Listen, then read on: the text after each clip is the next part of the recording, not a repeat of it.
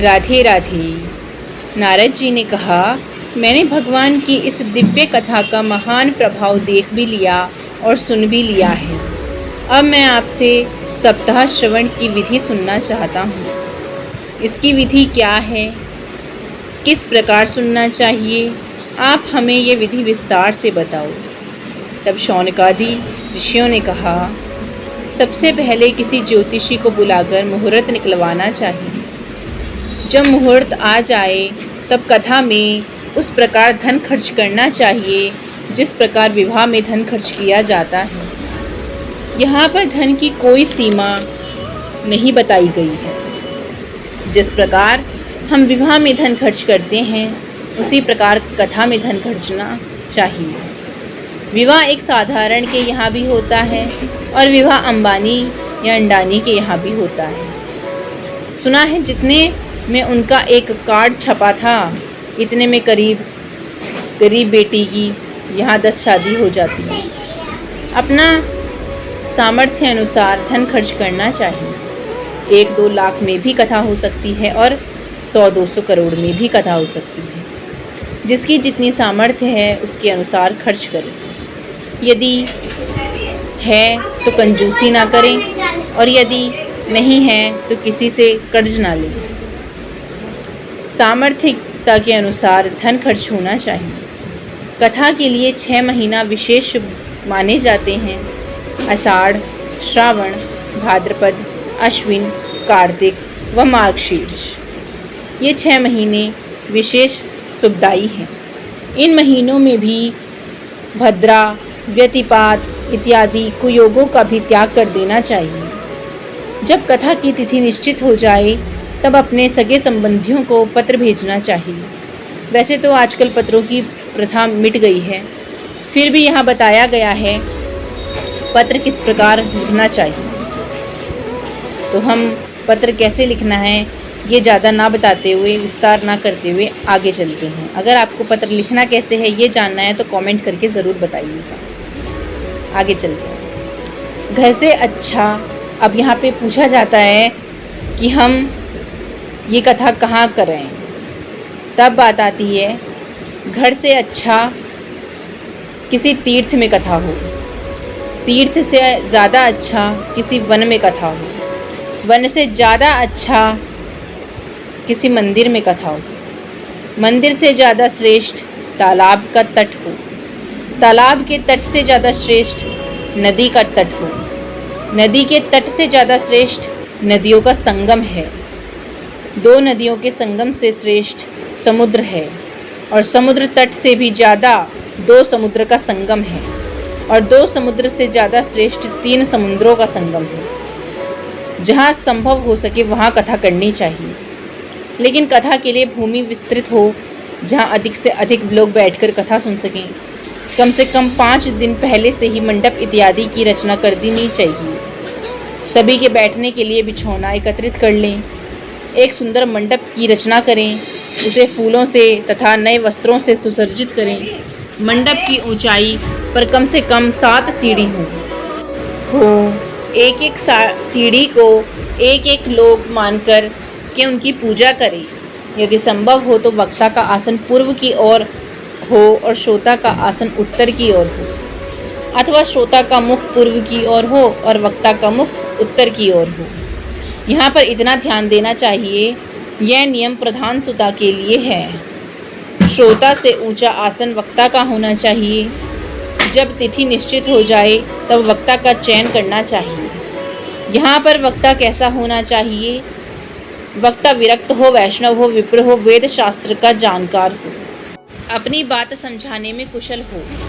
फिर भी यदि वे अनेक धर्म के चक्कर में पड़ा है, स्त्रीण है, पाखंडवादी है, तो भी उसका त्याग कर देना चाहिए। भागवत जी में कहा गया है, व्यासाय विष्णु रूपाय व्यास रूपाय विष्णवे नमो ब्रह्म विद्याय वशिष्ठाय नमो नमः। अर्थात व्यास विष्णु का स्वरूप है और स्वयं विष्णु ही व्यास जी हैं। ऐसे जो ब्रह्म निधि से संपन्न है, ऐसे वशिष्ठ कुलोद्भव को हम नमस्कार करते हैं। कथा प्रारंभ से 1 दिन पूर्व वक्ता और श्रोता को छौर कर्म करवा लेना चाहिए। छौर कर्म अर्थात दाढ़ी बाल बना लेने चाहिए। 1 दिन पहले दिन और तिथि सही नहीं है तो 2 दिन पहले करा लो, 3 दिन पहले करा लो। नित्य दाढ़ी, बाल, नाखून इत्यादि नहीं काटने चाहिए। मंगलवार, गुरुवार, शनिवार, एकादशी, अमावस्या, पूर्णिमा, संक्रांति, अन्य कोई व्रतों के दिन में दाढ़ी बाल नहीं बनवाना चाहिए। जब तक कथा चले तब तक तो नहीं बनाना चाहिए।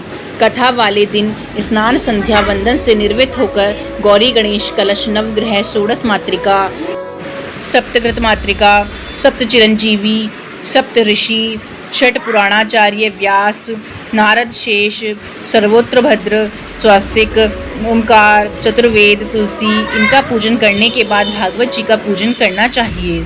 श्रोता से ऊंचा वक्ता का आसन हो, वक्ता से ऊंचा आसन ग्रंथ का हो, ग्रंथ के पास ठाकुर जी को रख दिया जाए। भागवत जी का पूजन करते समय इस मंत्र का उच्चारण करना चाहिए। श्रीमद्भागवताख्योऽयं प्रत्यक्ष कृष्ण एव हि स्वकृतोऽसि मया नाथ मुक्त्यर्थं भवसागरे। अर्थात श्रीमद् भागवत के रूप में आप प्रत्यक्ष श्री कृष्ण के रूप हो। भवसागर से पार जाने के लिए मैंने आपकी शरण ली है, आप मेरा यह मनोरथ पूर्ण करें। इस प्रकार भागवत जी का पूजन करने के बाद शुक स्वरूप वक्ता का पूजन करना चाहिए, उनसे प्रार्थना करनी चाहिए। आप समस्त जानकारों के जानकार हैं, मेरे अंदर का जो अज्ञान विराजमान है उनका विनाश कर दीजिए। इस प्रकार प्रार्थना करके व्यास जी से कथा प्रारंभ करने का आग्रह करना चाहिए। कम से कम 5 ब्राह्मणों का वर्ण करना चाहिए। ज़्यादा हो तो अच्छी बात है, अन्यथा कम से कम 5 होना ही चाहिए, जिससे कथा का दोष मिटाया जा सके। एक भागवत जी का मूल पाठ करें, एक गीता जी का मूल पाठ करें, एक विष्णु सहस्त्र नाम का पाठ करें, एक द्वादशाक्षर मंत्र का जाप करें, एक व्यास जी की सेवा में रहे। ये 5 अलग अलग कृत्य भी कर सकते हैं अथवा 5 द्वादशाक्षर मंत्र का जाप कर सकते हैं। वक्ता को चाहिए सूर्योदय से कथा प्रारंभ करके सूर्यास्त तक कथा करे। बीच में 2 घड़ी के लिए कथा बंद कर दे। इस 2 घड़ी में जलपान से निर्वृत्त हो जाएं। पहले ऐसी ही कथा होती थी, सुबह से लेकर और दोपहर के 12 बजे तक। उसके बाद 1 घंटा विश्राम करके अर्थात 2 बजे से 8 बजे तक कथा होती थी।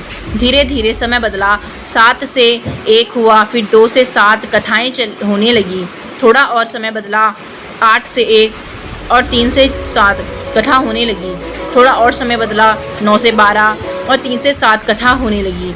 कुछ और समय बदला, 10 से 1 और 3 से 5 कथा होने लगी। कुछ और समय बदला, एक समय में ही 6 घंटे की कथा होने लगी। कुछ और समय बदला, 1 घंटे में 5 घंटे की कथा होने लगी। कुछ और समय बदला, एक समय में 4 घंटे की कथा होने लगी। वर्तमान में केवल 3 घंटे की कथा होती है।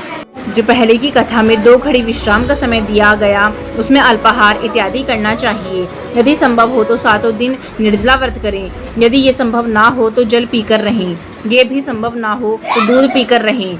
ये भी संभव ना हो तो फल खाकर रहें। और ये भी संभव ना हो तो शुद्ध देशी घी खाएं। जैसा जैसा नाम बड़ा होता गया वैसे वैसे मिलावट बढ़ती गई। अतः आज के समय में भी घी पचाना मुश्किल है। अतः एक समय फलाहार और एक समय आहार कर सकते हैं। मेरी दृष्टि में फलाहार से अच्छा भोजन है। यदि वह भोजन कथा में बाधक ना बने तो यदि एक समय से काम ना चले तो दोनों समय खा लो। उससे भी काम ना चले 4 समय खाओ। उससे भी काम ना चले दिन भर खाओ, लेकिन कथा में विघ्न नहीं होना चाहिए। जिन लोगों ने किसी गुरु से दीक्षा नहीं ली है उसे कहने की तो बात छोड़ो, सुनने का भी अधिकार नहीं है। जो कथा सुनने वाले हैं उन्हें ब्रह्मचर्य से रहना चाहिए। जो कथा सुनने वाले हैं उन्हें ब्रह्मचर्य से रहना चाहिए। भूमि पर सोना चाहिए, पत्तल में भोजन करना चाहिए। दाल, शहद, तेल, घनिष्ठ अन्न, भाव दृष्टि अन्न, वासी अन्न, जूठा अन्न, इनका त्याग कर देना चाहिए। काम, क्रोध, मद, लोभ, मान, मत्सर इत्यादि अवगुणों को अपने पास भी नहीं आने देना चाहिए। जब कथा समाप्त हो जाए तो वक्ता को चाहिए श्रोताओं को कम से कम तुलसी का प्रसाद हो। कथा के प्रारंभ में और विश्राम में नाम संकीर्तन करें। यदि श्रोता विरक्त है तो फिर कथा के बाद गीता का पाठ करें। यदि गृहस्थ है तो दशासन हवन करें, दशासन दर्पण करें। दशासन मार्जन और कर्म से कम 12 ब्राह्मणों को मधु मिश्रित खीर का भोजन करवाएं। उन ब्राह्मणों को वस्त्र दक्षिणा, सोना, चांदी, हीरा, पन्ना इत्यादि देना चाहिए और प्रधान वक्ता को तो 3 तोला सोने का सिंहासन बनवाकर भागवत देकर दान देना चाहिए। मैं अपनी तरफ से नहीं कह रही हूँ, यहाँ लिखा है। भागवत जी में आप 6 स्कंद 65वें श्लोक में देख सकते हैं।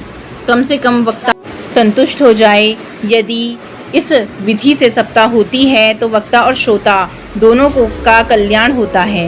मैंने आपको श्रवण विधि बतला दी है, अब क्या सुनना चाहते हो? नारद जी ने कहा, मैं इस विधि को सुनकर के धन्य हुआ। आपने बड़ी कृपा करके हमें सप्ताह श्रवण विधि बतलाई। नारद जी इस प्रकार कहीं रहते उसी समय 16 वर्षीय श्री सुखदेव जी का आगमन हुआ। श्री सुखदेव जी महाराज मंथर गति से भागवत जी का पाठ कर रहे थे।